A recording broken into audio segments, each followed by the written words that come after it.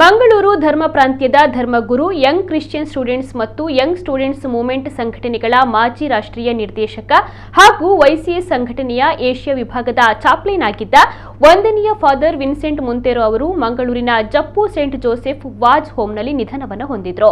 ಮೂಲತಃ ಮಂಗಳೂರಿನ ಅಂಜೆಲೋರ್ ಚರ್ಚ್ ವ್ಯಾಪ್ತಿಯ ನಿವಾಸಿಯಾಗಿದ್ದ ಅವರು 1981ರಲ್ಲಿ ಧರ್ಮಗುರು ದೀಕ್ಷೆಯನ್ನು ಸ್ವೀಕರಿಸಿದ್ರು. ಬಳಿಕ 4 ದಶಕಗಳ ಹಿಂದೆ ಬೇರೆ ಬೇರೆ ಚರ್ಚ್ಗಳಲ್ಲಿ ಧರ್ಮಗುರುಗಳಾಗಿ ಕರ್ತವ್ಯವನ್ನು ನಿರ್ವಹಿಸಿದ್ರು.